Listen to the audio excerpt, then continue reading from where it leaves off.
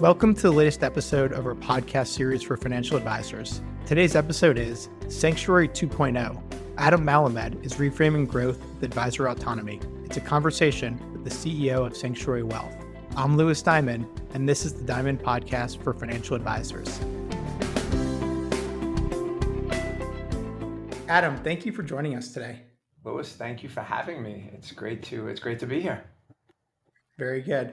Well, let's start at the beginning. Tell us about yourself and how you found your way into the great world of wealth management to begin with.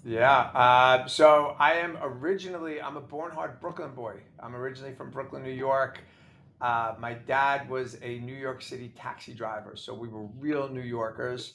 And spent most of my my early years up until my 20s in Brooklyn, and then found my way after college to be a financial advisor. At the time, Louis, we called them stockbrokers. And just became infatuated with the industry itself. It was an industry that I quickly learned. I learned about management. I learned about the brokerage world, the RIA world, and it led me to a career that I would have never thought that's where I would have wound up. As it relates to being a financial advisor, that definitely was not my calling. My calling was always I didn't think I was so great at that. But my calling my whole life was really on my entrepreneurial aspect, of looking at companies and starting companies from early on in my life. And so that was really exciting to me about being in an industry where if you had an entrepreneurial viewpoint about an industry, the maturation of the industry and evolution of the industry, I think could lead to success. And that's really where I chose to stake my flag. So after learning about the industry in 2002, I talk about a lot to a lot of folk about dare to be great moments in life. I think we all have them. I've been fortunate enough to have a couple of them. But in 2002, I started my own brokerage firm, focused at that time on the institutional side of the market, the hedge fund world, and the sell side research world. Of which, from 2000, it was like 2000 to 2005, built up this company, which then led me to my big wealth management endeavor, which is where I spent the better part of my career prior to Sanctuary. Yeah. So, I mean, you've had some lofty jobs. I know for a while you were the chief operating officer of investment bank and broker dealer holding company Ladenburg Thalmann, which is a name that's like at this point it's kind of a blast from the past because they owned for a period of time or for a while independent broker dealers like Securities America and many others before they divested to Osaic. So can you talk a little bit about your time at Ladenburg, just kind of what you saw within Ladenburg that led up to the ultimate sale of the company? Yeah, I listen, and it's so funny you mentioned it's a blast from the past because it has a storied history way before I got there. It was at Ladenburg at the time, was one of the oldest members of the New York Stock Exchange, I think 1876. So I mean, it's got a storied history there. Um, but when I was brought in 2005 ish, I was brought in because there were people that were looking to put capital into the company itself. And at the time, it wasn't even an investment bank; it was an equity capital markets firm. And they had two significant deep pocket investors that wanted to put capital in the space that you could deploy responsibly. And that's where I came in. My partners came in, and we yeah, I think I would looking back now, and this was 25 years ago. We had a vision and a thesis in the wealth management space. And then we went out there and we spent a lot of time and a lot of hard work going to execute on it. And the vision really was just, the part of the space that we really liked was the independent space. And it was the independent space. If you go back to 2005, it wasn't cool to be independent in 2005. If anything, everyone was a naysayer about the space. But where we really saw opportunity is if you looked at the space back then, and I think it's actually very relevant to the space today. The industry back then was severely fragmented. economies of scale were continuing to drive the margins of the business, and the fact that it was so fragmented, it would you would sit there and say, okay, this was an industry that you can grow in. It had long-term demographic trends that supported growth. So what I mean by that is, although the industry today has moved more towards a higher net worth, ultra high net worth space, back then in the early 2000s, it was more of a mass affluent space. And you could sit there and just look at the projections of, the baby boomer doesn't retire until the last one till 2029. And this mass affluent marketplace was supportive of investing capital. And there was also the emergence of technology. The wirehouse did a really good job of technology in the past. The independent space being born out of insurance companies. If you go back, you want to go really history on the independent space in the 70s, 80s, and 90s, they lacked technology infrastructure. But then you had the custodians, you had the Fidelities, the Schwabs, the Pershings, the TD Ameritrades at the time that saw this huge trend that was being projected to happen of independence versus the wirehouse over years, and they made a big investment of technology in the space, which really was the entire thesis of why we wanted to deploy capital in the space. And I became I was executive vice president, chief operating officer, and also sat on the board. Ladenburg was also a public company, so I sat on the public company board. And we built over the time frame from 2005 to 2020 one of the one of the more successful independent wealth management platforms in the industry. We grew assets from, it was like $500 million to close to $200 billion in 2020. So we had significant success in this space. Yeah. And if you're able to, can you talk about the decision of Ladenburg and your partners to sell the wealth management business essentially to Advisor Group, which was called at the time, now called Osaic? Yeah, it was Advisor Group at the time, and again, the shareholders of the company that had been invested in the company as a public company, were there for 20 years, and they I guess they wanted liquidity. As we all know, many people within an industry want liquidity. And if I'm just being, honest with myself, at the time I was being groomed, I believe, to step into the shoes of, I think, one of the best CEOs that ever served our industry, Dick Lampin. So selfishly, I don't know that I wanted for the company to go through a transition like that, but I didn't control the company. So yeah, the company went through a process, and Osaic, I would say, did one of the best acquisitions that they ever did in acquiring that platform. Yeah, no doubt about it. So then you probably took a much needed vacation or sabbatical, and in 2023 you were named to be CEO of Sanctuary. I know you're on the board of Sanctuary for a period of time, where you worked with one of their private equity sponsors. What did you see in Sanctuary that made you interested in the gig?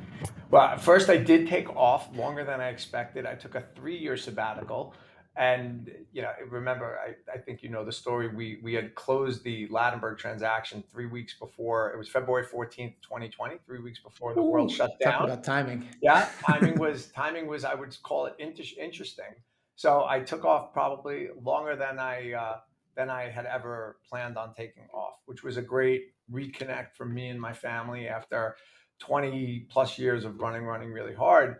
With Sanctuary, the question about why and like what was appealing to me. I mean, first of all, when you take the role as the CEO, I mean, it's a huge responsibility, and it's something that I don't take or would ever take lightly. The fact that you just mentioned that I was on the board for 7 months was very, very helpful. I mean, when most companies in the world bring on a new CEO, the CEO doesn't get to spend 7 months and really learn the platform, look underneath the hood. But the fact that I was on the board for 7 months, I mean, I learned about the entire platform. I got to meet the incredible people that were there. And there were a lot of factors that were supportive of my decision to move forward. Number one is, I just mentioned the people that were there. So I was exposed for 7 months to the executive leadership team and the senior leadership team. And when you get to spend time with, who are my business partners today, and I think you know them very well, Vince Fertitta, Bob Walter, Michael Longley, Janae Hoosier. And I mean, I can name, a host of people. I mean, they're some of They're some of the best in the industry, and I could sound biased saying that, but I think the track record speaks for themselves. It was also important that if you look at our senior leadership team, let's say the top 30, 35 people, 50% of them come from a wirehouse, 50% of them come from the independent space. And having that ingrained in the DNA of the company is just super critical if you're focused on the breakaway space, being able to say that you really understand. You have senior people like a Vince Fertitta that spent 26 years at Merrill Lynch. You really understand where Yeah. the advisor was, but then also the fact that the executive leadership team had so much expertise in the independent space. You can equally say that and even more importantly, I would argue that you understand where they're going to spend the rest of their careers. That was a big factor for me. Another one was that the platform, Sanctuary platform, had been built, and it was already a really good platform. It had scale, but it wasn't so big that I couldn't. I felt like I could sink my teeth into it and make a difference. And we've done a lot of things over the past couple of years, which I think were very helpful to our growth and success. Another big aspect of agreeing to take on a role like that is access to capital. I always Mm. like to tell people that you can have the best strategy in the entire world, but if you don't have capital, then you don't really have a strategy. And you can have a really good strategy, but if you have capital, you can hire the best people in the industry to go out there and go execute a plan. And Sanctuary had just taken on a partnership with Kennedy Lewis, a very successful private credit fund. And hopefully we'll get into talking just about the space and the capital that's out there. But there was no shortage of capital to the space. So when I looked at all of those different factors that were out there, it was sort of easy to make that decision. And finally, it was like my wife. I was sitting home with her for 3 years. She was like, Adam, it's enough of. It's probably time for you to get out of the house. So that was another internal factor at the Malamed household. All right. So number one was your wife was sick of you. Yeah. Um, Yeah. but everything else seems to make a lot of sense. I mean, it's a big decision to step into an established company, one that had a culture, et cetera. It's very different than founding your own company and building it exactly the way that you would have with your people, et cetera. You've done I think, pretty incredible job of ingraining yourself and kind of keeping the core of what's made Sanctuary special over the Yeah. years. Yeah. How about any lessons from Ladenburg that you brought to Sanctuary? I mean, there are a lot of similarities between the businesses. Ladenburg and their broker dealers serviced independent advisors, provided technology and resources and compliance, et cetera. But the fundamentals of the target advisor, the types of clients those advisors served, the custodians, et cetera, are quite different. So how did you kind of thread the needle between what you knew to be true from the Ladenburg years to now stepping into this more RIA type construct? Yeah. It's so you get 3 years to reflect, Lewis, and you get 3 years to do a lot of thinking. And my previous experience at my previous firm before Sanctuary was an incredible experience. But as somebody that has really focused on building businesses and focused on strategy, I sit there and I think a lot around, first time shame on you, second time shame on me. So my learnings, where I can learn from, I will hopefully not make those same mistakes again. And the Sanctuary team is just super supportive of that. I can give you a list, Lewis, of a lot of things. I would tell you, probably the biggest one is because we grew my previous firm from something small to something large, and Sanctuary is on, a very similar trajectory. One thing I believe we're doing at Sanctuary that I think is making the company, a more successful company. It's something that we did in my previous life that we did probably at the latter part of running that company, is just being more rigorous around data, being more rigorous around how you use analytics to support decisions that you make. And I think it's critical that our industry, there's so much data that's out there. There's so much change that's going on out there. And we talk a lot about having a vision and seeing an opportunity in the marketplace, and because there is a lot of opportunity. And I can sit here and tell you that I've never thought that the industry has had more opportunity as it has today. But my biggest lesson is: are you utilizing data and analysis to support your go forward strategy? And I'd say that, Lewis, that's probably the biggest lesson that I'm carrying forward. It's a good one. Yeah, it's a you kind of had a blank canvas or like a pseudo redo. That makes sense. Yeah. For anyone, I would say is probably living under a rock and hasn't heard of Sanctuary and or is new to our show. I mean, we've had the privilege of interviewing probably 10 partner firms or more over the years, whether it was the Chapel brothers or Kelly Milligan or Rory O'Hara, and I'm missing a ton of very notable guests. Can you talk a little bit about where Sanctuary is today in terms of assets, number of partner firms, and any other stats or figures that can give us a better sense of Sanctuary in the year 2025? Yeah. So we've experienced significant growth, and I will say that the company experienced significant growth before I got here, and already carved out a niche before I got here as being the destination of choice for advisors that were looking to leave the wirehouse and go on their journey for independence. And there's a couple of firms in the industry, and I would argue that Sanctuary, is at the top of that list. And it continues to do so, and we do so by, I believe so, institutionalizing the platform, which I think we've done a great job of over the past 3 years, continuing to round out our executive team and our leadership team with experts around the industry. But from a pure numbers perspective, today, and I can give you the 3 year change just from when I stepped in 2023, there were, like, I want to say 68 partner firms. We'll finish the year of 2025 with over 125 partner firms that Wow. we partner and service and support. In 2023, asset levels were about partner firm asset levels. The assets the households and assets that they work with was about $22 billion, and we will finish this year, depending if the market keeps going up 3% every day, somewhere between, call it, 55 to $58 billion Wow.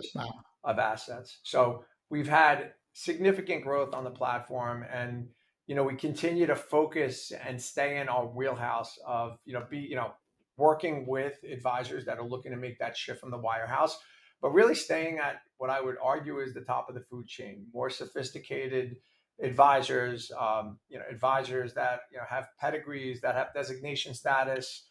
We have minimums that the industry is understands where our minimum has been historically.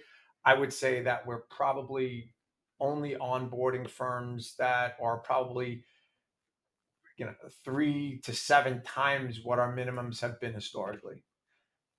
Amazing. So, and the minimum thing's typically around a million or so. Yeah, So the tip. you're kind of moved more up market as the platform has taken hold, and you've gotten proof of concepts, and now well beyond proof of concept. Yeah, the minimums historically were $1 million in revenue or 150 million of assets. And I mean, it's not a perfect world to dive into. Is every single team fall into that category?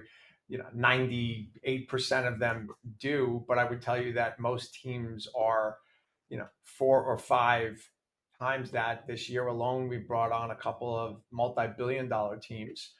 And we internally, Lewis, we have conversations about should we be raising our minimums, and that was a conversation of last year. It's just happening organically. I think it's happening organically because of how our industry continues to evolve. Yeah. The type of advisors or independent wealth management firms that are trying to make this shift to independence and really looking for a complex or a platform that can be complex enough to support their complex needs. Yeah, well said. How, if you were sitting across the table from a recruit, let's say from a wirehouse or whoever you would identify as your target advisor, what would the recruiting pitch sound like? Or well, not even say not the pitch. We don't have time for that. Let's say the elevator pitch or the high points that you'd want to leave them with. Yeah, it's so there's we don't give an elevator pitch because we spend so much time with a potential partner firm, understanding are we the right fit for each other, and that's a long process. I mean, you know how long these processes go. And so I don't know that I could ever sit here and say it's one sentence or it's a paragraph, only because we'll spend sometimes 4 months, sometimes 8 months, sometimes 2 years with a potential partner firm on their journey and on their path to independence. I mean, I would argue that our platform is one of the most comprehensive platforms in the entire industry, and trying to explain that and educate, especially a wirehouse advisor, on the art of the possible, on what is out there with Yeah. independence. I think as we get into that, we help them. Again, we help them make the decision of who they're going to embark upon their journey of independence with. So again, we're hoping to be a part of all these conversations, but there's never just one elevator pitch, Lewis. That one line that gets you there. I'd be worried if it was. I mean, we take every journey of an advisor that is breaking away. Those journeys are important. They're life changing for the principals. They're life changing for the teams. Um, I think they're changing, also life changing for the clients as well. So we spend a lot of time on it, and I can't just. I'm sort of punting on your question because there isn't just one sentence elevator pitch that we could ever give. I gotcha. Let me take a different angle. Let's see if this one's better. There's a good number of firms and platforms who claim to provide a supportive version of independence or a soft landing for advisors breaking away for the first time. We don't have to go through name by name, but suffice to say, there's competition in your segment. If you were thinking about the competitors, again, without naming names, what do you think makes Sanctuary either different than all of them, or even just thinking about a handful of competitors? Like, what are the things that you guys differentiate on?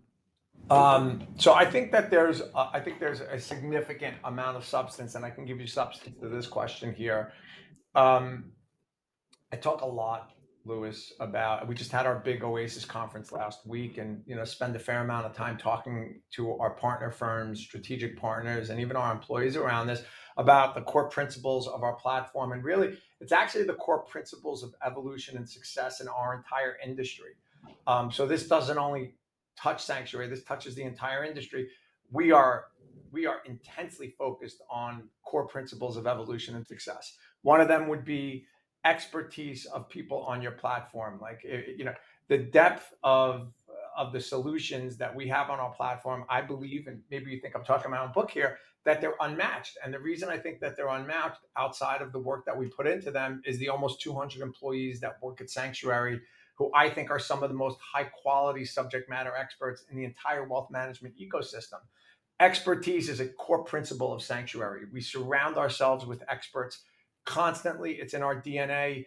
We are committing to support the industry's most sophisticated, elite partner firms that are out there. When you commit to supporting the best of the best, you have to be the best of the best. You're not always going to be perfect, but as it relates to expertise on our platform, a core principle that we live and breathe every day. Being client obsessed, being completely obsessed about our clients, and strive for excellence in every single thing that we do. I mean, people use the word excellence. I would argue sometimes we could argue that maybe it's a bit nebulous or cliche. It is until it really isn't, and it's not just words on a mission statement. It's the result of, are you operating under a set of standards, minimum standards and expectations of what you're going to deliver every day that leads to excellence. Another one is really how we work with our partner firms and help them, engineer growth of their business. We talk about expansion, and you brought up my previous life at Ladenburg, and at one time at Ladenburg, my partners and I, we had a vision, saw an opportunity, became rigorous about data to support it, and then we went out there and we sacrificed everything we needed to do to go after it relentlessly. And I would argue we have an intent focus on expansion, but not our expansion. It's, can our partner firms grow faster on our platform that they can anywhere else? And again, we put a lot into that, whether it's with solutions, services, and just really the depth of the sanctuary platform that supports that. Another one would be, we use the terminology, the core principle of expression. And, I think very different than what a wirehouse can do, what an advisor can do at a wirehouse is how they express themselves to the market. I believe it's the evolution of marketing. People ask, what is your marketing strategy? I believe the real question should be is how do you express your value to the market? How do you express your value to your clients? And we, I think, do as good as a job, if not better than any, in working with our partner firms to help them express themselves and to tell their stories. And then it's about client experiences. Also, there's a core principle about client experiences and customer service and how you show up every day. And there's 200 sanctuary peoples that 200 sanctuary people employees that we try and push to be obsessed about our clients who are our partner firms that we wake up and serve every day. And there is this, it's not that there's like client experience. It's like this catchy phrase that people use. It's woven into every single, every handshake, every hello, and every interaction that we have with our partner firms. So again, we accept, we obsess over these core principles, and I think that really defines the differentiator of maybe Sanctuary's platform versus how others might view themselves in the marketplace. I think others do a really good job. I think our industry is so blessed that we have amazing companies that are out there that I think can probably sit there and attest they operate under these same core principles. And I think it's what's made our industry so successful, versus the wirehouse. Without a doubt.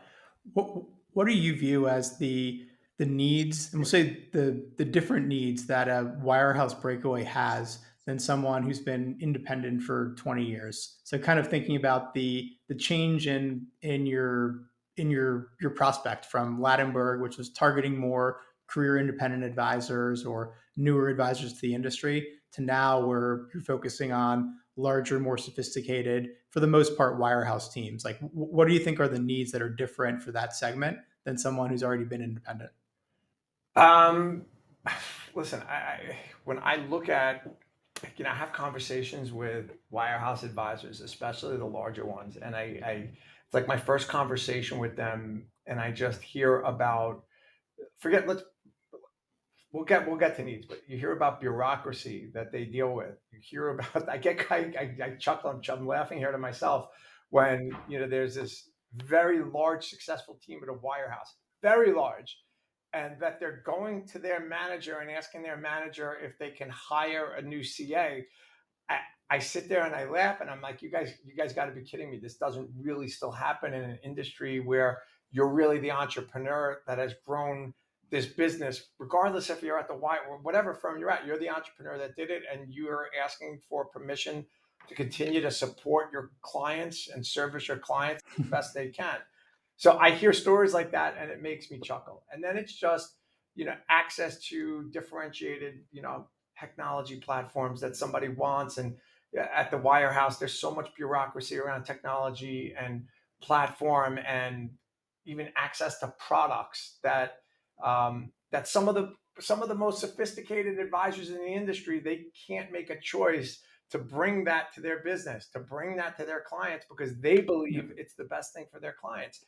And I chuckle and I find it kind of surprising. But I chuckle and find it surprising, Lewis, because the same thing, in 2005, I would hear the same stories from advisors, and I would sort of chuckle then, except back then the wirehouse firms would, sell aggressively against the independent space. It is a fad. It is, it's never going to last. It's something that isn't sustainable. And I remember in 2012 when the first time I saw the statistic was when Cerulli projected in 2012 that headcount in the broadly defined independent space was going to surpass the wirehouse space in 2018.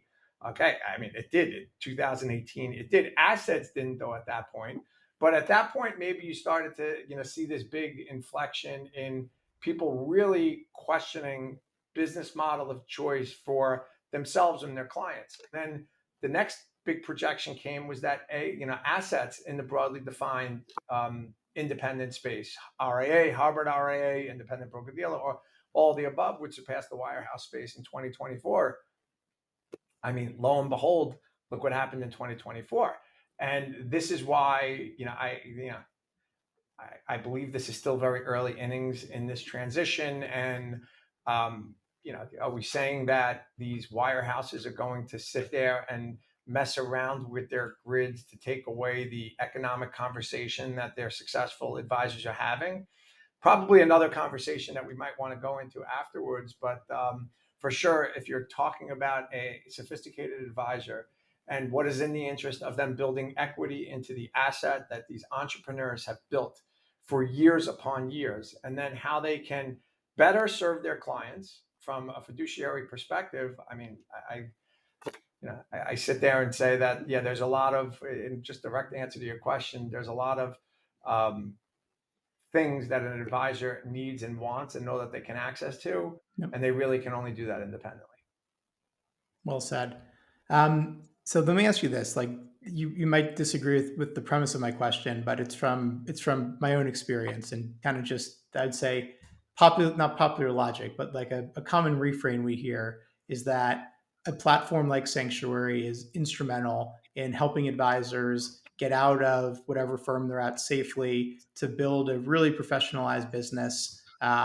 Is to me like the most important thing someone should be valuing is how can I get out safely? How can I build the best business? But over time, the reliance that a lot of firms or advisors have on their platform begins to tail off a little bit. Or put another way, you kind of learn what to do. So one of the risks of any platform really is that the utility of the platform kind of overstays its welcome relative to the cost.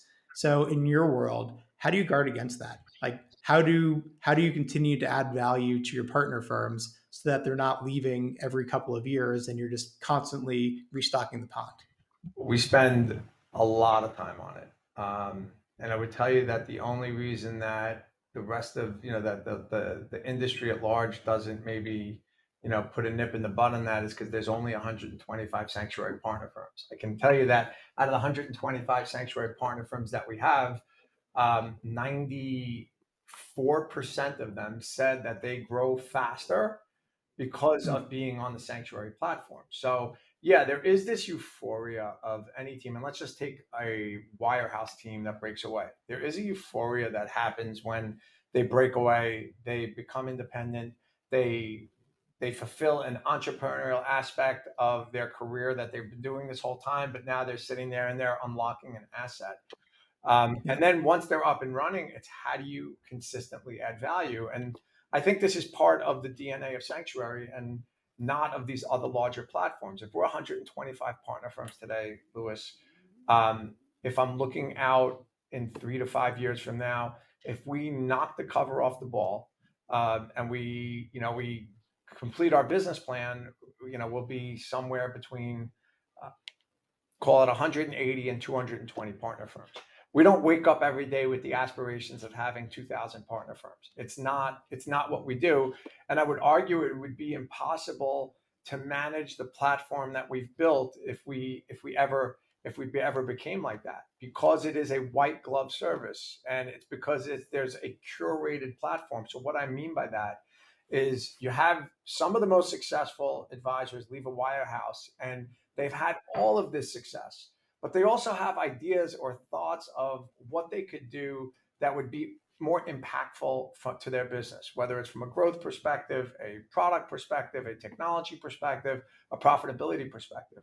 And what we're able to do internally here is to put subject matter experts around individual opportunities and create infrastructure and build around it. What we find when we do that is that there are other advisors, other partner firms that want to leverage off either a solution, a technology, or a service that we are now providing. So there's no, I mean, I don't think there's a secret sauce to solving your question, because that is a challenge for people within the industry.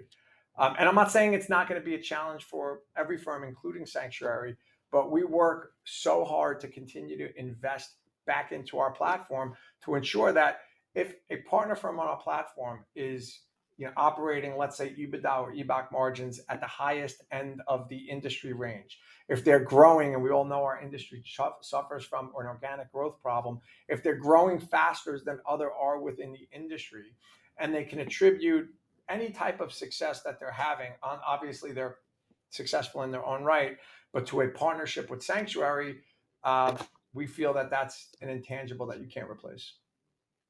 Well said. Yeah, no, I think it's true. I mean, I think it's always going to be a constant struggle. Like advisors, especially now business owners, they're always thinking about how can I increase my EBITDA, how can I grow faster, et cetera. And ultimately, sometimes it's not even a fault of the platform. It's just the goals of a partner firm or of an advisor of a business begin to change. And if someone's really going to value, I want to make the most amount of money possible, I want to cut expenses, then maybe there's just the value exchange maybe wasn't what it once was, or maybe people just value different things. But I think what you said makes sense, that firms grow faster and they're accessing a very professional platform that would be very difficult to replicate on their own, and probably more expensive to replicate on their own if they attempted to. Yeah, just to even add on, because I think you summarized my long, me pontificating there for a while in a very articulate way.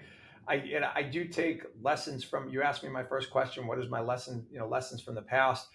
I one thing that I've seen throughout history is that independent wealth management firms, partner firms, advisors, they're operating these real businesses. They might be smaller businesses, but they're real significant businesses. And I believe also that they historically haven't operated these businesses with enough rigor around analysis and data and having true strategic planning and how they look out their business for 5 years and sort of back into with the end in mind, how are they going to get there? And it's all of that, Lewis. We're doing things like that differentiate ourselves in the marketplace, providing those type of services to our partner firms. So you mentioned that I think you said 94% of sanctuary partner firms report that they grow faster with sanctuary than without.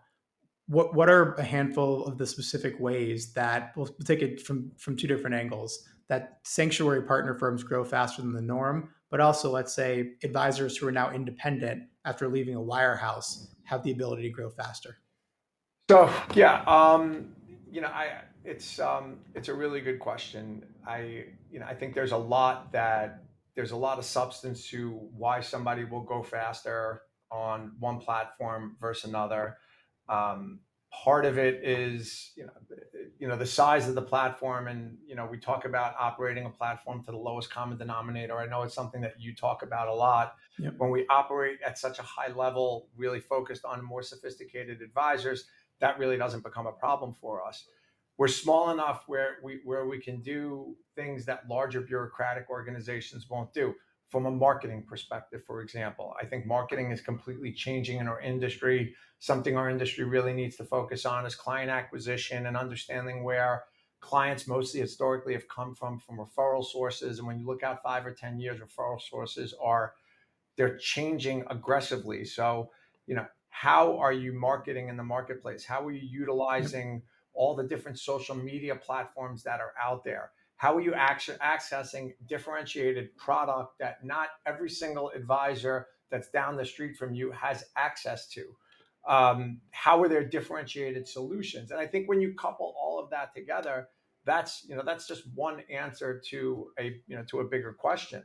I would argue that a big part of who Sanctuary is from a cultural perspective, and I know culture is something that is used by every firm, and I won't sit here and talk about my culture. I love when our partner firms or others in the industry talk about our culture for us, because it does speak for itself. But the fact that we are so willing to put our partner firms together to collaborate, when you get some of the biggest, most successful, brightest, sophisticated advisors in a room together, it is incredible because they're not competing with each other.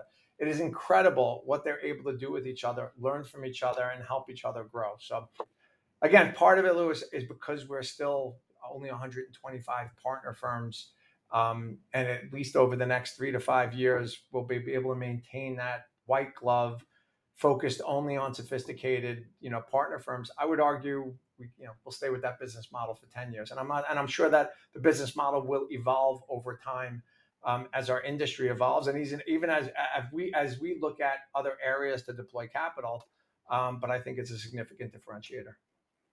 Yep. Let me give you one quick question, and then I want to talk about the really impressive and interesting acquisition that you did with True Independence. But if an advisor, a partner firm, comes to Sanctuary, obviously you hope that they're your partner firm for life. But it's no secret that the demographic trends in this industry are skewing older. Even on big teams with multiple generations, there's always retirements or possibility of retirement.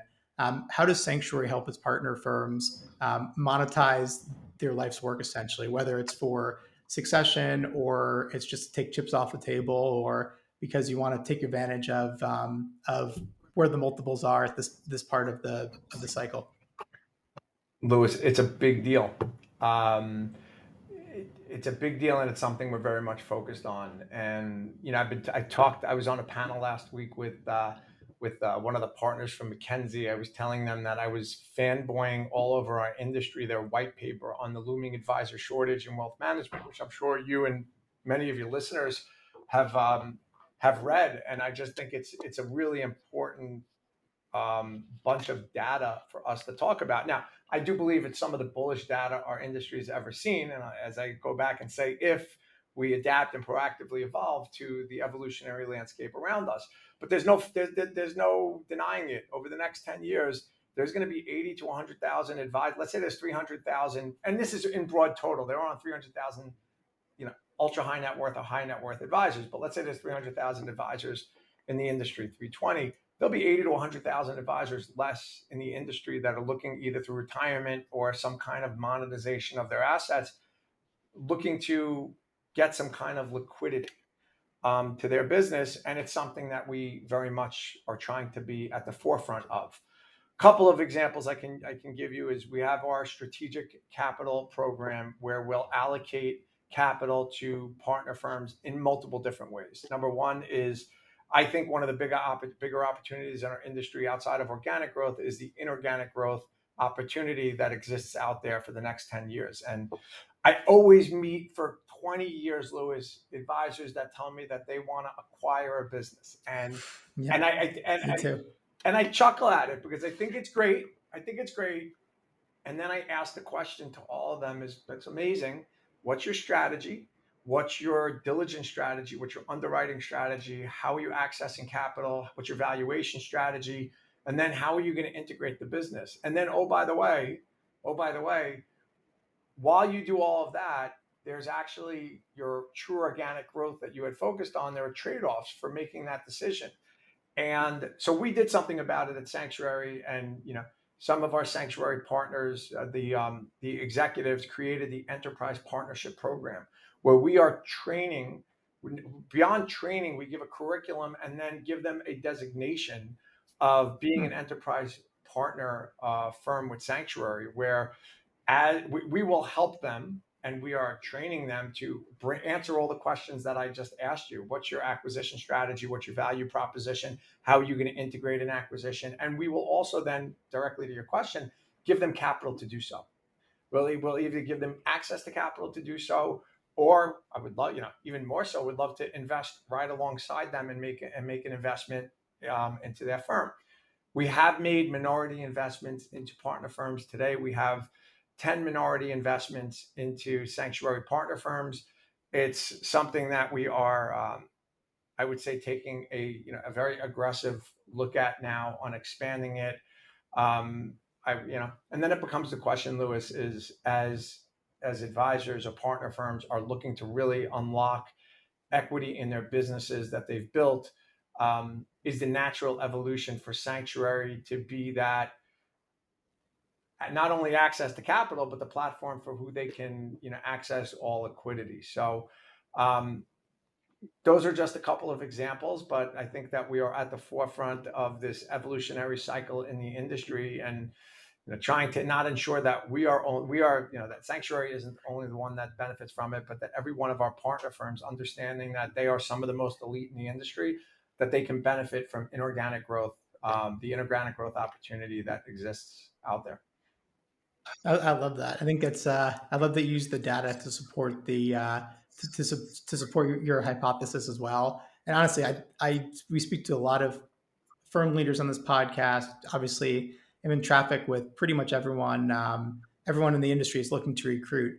The fact that you have an internal designation for advisors looking to acquire, I think is really smart. I mean, there's so many advisors, to your point, who want to acquire. Most don't have any idea where to start or what to do. So the fact that there's a way for them to sharpen their skills, to have the right support, and also just to differentiate them from even just the 125 partner firms within Sanctuary is very, very smart, because nothing's worse to a referral source or to a deal than a counterparty not knowing how to drive a process or not having a process around what they're trying to do. And ultimately, it's one of the biggest decisions that an advisor makes is selling their business and who they're going to sell to. So the fact that that your partner firms are kind of putting their money where their mouth is and showing folks in the market that it's something that they're really interested in and that they're willing to invest their valuable time in doing is amazing. So big fan of that. Yeah. You didn't ask, but I am a big fan. Thank you. We're excited. We're Um, excited by it. so in May of 2024, it was announced that Sanctuary was acquiring True Independence, and True was and is a platform that helps advisors launch RIAs, and I believe they also had a corporate RIA or a shared ADV model. Can you talk a bit about this transaction and why you pursued it? What did it allow you to do differently? Sure. Their shade ADV model was really legacy. It wasn't really big and still isn't big to date.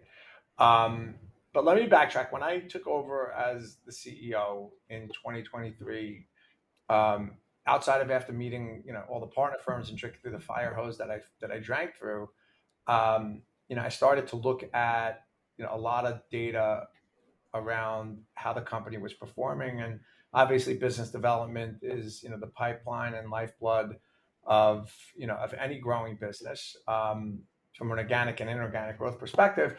And I would look at, let's say, historically, you'd look at advisors that made a choice not to go to Sanctuary. Where did they matriculate to? And some advisors would choose to have their own regulated entity. And understanding that there's a big marketplace to support independent wealth management firms. And the word independence, I don't even want to go down a rabbit hole here, but the word independence encompasses, um, four different business models. I mean, there's a wide, Probably more, honestly. probably more. I 100% agree with you. That's like a 2-hour podcast. We should have this set up and just talk about the word independence. But in understanding that Sanctuary had this platform and that there were very sophisticated advisors that are out there that, for some reason or another, choose to have a regulated entity. For us, it was like, why not? We have such a depth of a platform, of a curated platform that they can utilize, that can be, we don't do business to lose money, so it can be profitable to us. Why not also be in that business?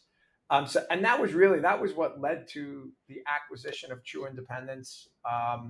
They have incredible advisors, partner firms, independent wealth management firms that they support. We brought on a couple of big ones, this year as well. But that was really the strategy behind it, is just cast a wider net and expand our total addressable market in a market that we believe we're capable of serving, better than many.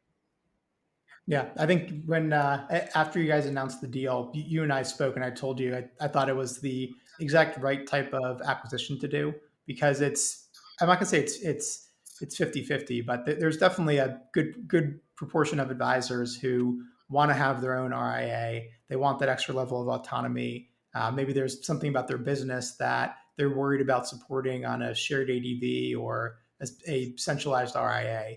So I agree with you. It helps with increasing the size of the addressable market. I would assume too that as some of your partner firms grow and develop and scale, there's probably some that are talking about or would like to go and have their own RIA. And it's also the next evolution of how you can support many of your firms. Yeah, if they make that choice, and that's a whole other conversation of people are interested in it, but like, what is the true reason that you want to make that choice? Could there be more profitability to it or not? let's use data to make a decision. You own a regulated entity. How do you put a value on risk?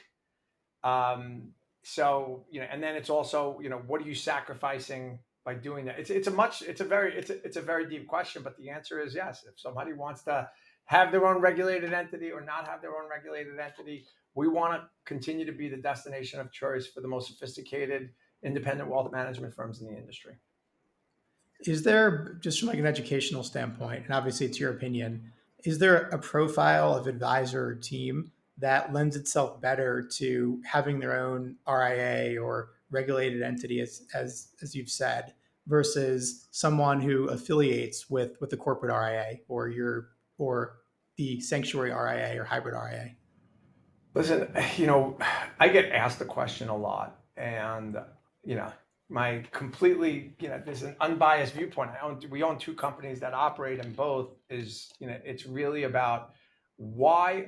You got to answer the question: why are you looking to do that? If I'll give you an example. We talk about if you're an advisor and you want to start your own hedge fund, um, under the sanctuary, corporate RIA, where we're taking on that risk, I don't know anyone in the industry that has figured out a way to supervise all of the conflicts of interest that Yep. there's a conflict of interest there. I don't know that anyone has really truly figured out how to do it. And I would then tell somebody that probably, because you're making a business decision there. I think the real question somebody needs to ask is, you know, are you building equity? Is what you're doing building the equity that you own in your company? Is it the right structure that then are you still going to be able to focus on growth? Is your business really growing now? And then when you compare your EBITDA or EBOC margins to others and you price out risk, is it a play to make a couple of more bucks? Is it a play to that, are you going to be able to focus on the growth that you have? Are you going to be building equity or not? I can tell you that there's no data out there that supports that the business is worth more under one common That ownership. was my next question. Yep. I can show you examples of both on Sanctuary platform and others. So again, it's about the answering the question why. Why are you doing it? And can you still grow the business like you were? Are you understanding the risk profile that you're doing? And this is the reason that you want to take on more risk that might be outsized to somebody else's. I think those are bigger questions, that that advisors need to think through. Yeah. So maybe I just come down to goals and sensibilities. Just someone wants something different than a shared ADV model. I'm in the same camp as you said before, that there's four different independent business models. Like I said, I think there's probably more.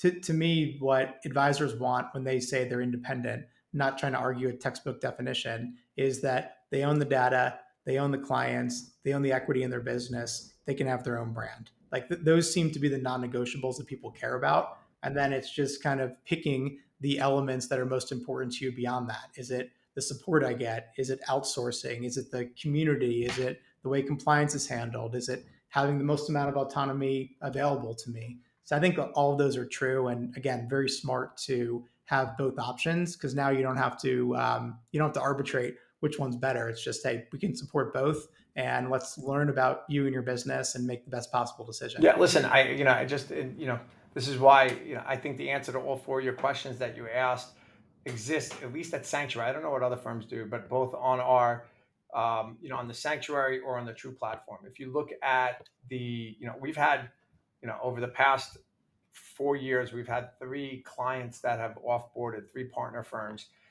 You can go ask each one of those three partner firms, did they own their clients? Did they own their data? Yeah. I mean, I'm just saying, on both sides of the spectrum, the answer to that Sanctuary is unarguably yes to all of those. You all said. Let me ask you one more question, because I know you're a busy guy, and have better things to do than speaking to me No, today. this has But been great. I enjoy speaking to you. Sometimes I enjoy speaking to you during ski season and hearing how everything's going in Utah, but this is fun too.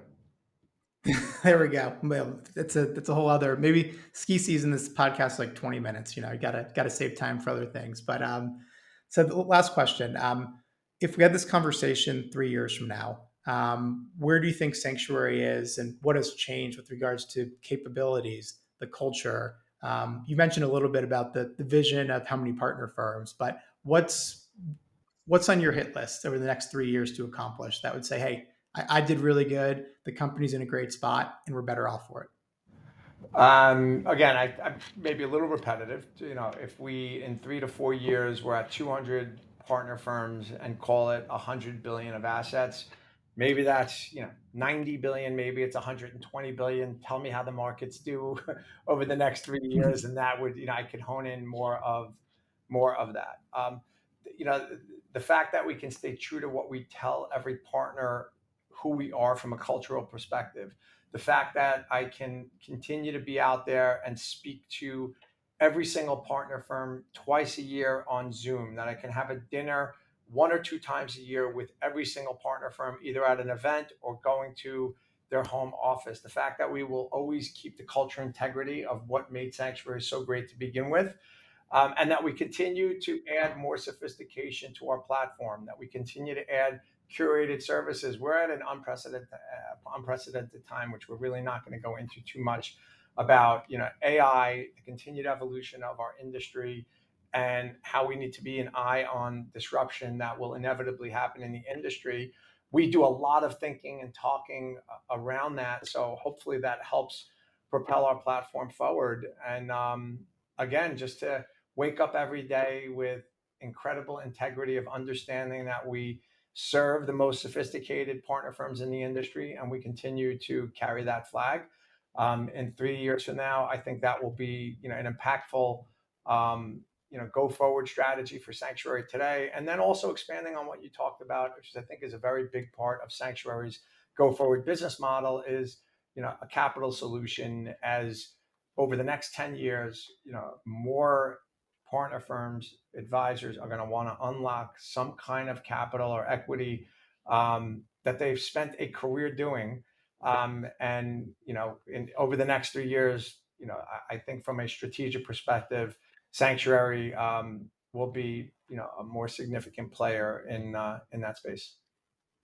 Very good, Adam. Thank you so much. This has been a fun one. I mean, it's always cool to get different perspectives. We've had, like I said earlier, a number of your partner firms on to share their story and their journey and what their process was and how they're growing their business. But to match that up with your perspective, especially coming in from the outside initially, and just seeing I guess the fingerprint that you're leaving on the company, is very exciting to watch. So I'm sure we'll do this again soon. You already gave me a bunch of ideas for future conversations, but we really appreciate you investing your time with us today. Well, Lewis, I appreciate it. And just one little thing here is that there's almost 200 Sanctuary employees that wake up every day and live, eat, and breathe our partner firms. And trust me, they're the ones that are shaping the future. I just wake up every day and understand that I work for them. So I appreciate you Well having said. I appreciate you having me on. I appreciate you having Sanctuary partner firms on. You should have more of them. They have the most incredible stories to tell. They inspire me all the time. So I appreciate what you do and I appreciate your partnership. As a financial advisor, you hold yourself to the highest standards of integrity, honesty, and credibility. You are successful because you take your professional responsibility seriously and are dedicated to your clients. But are you living your best business life?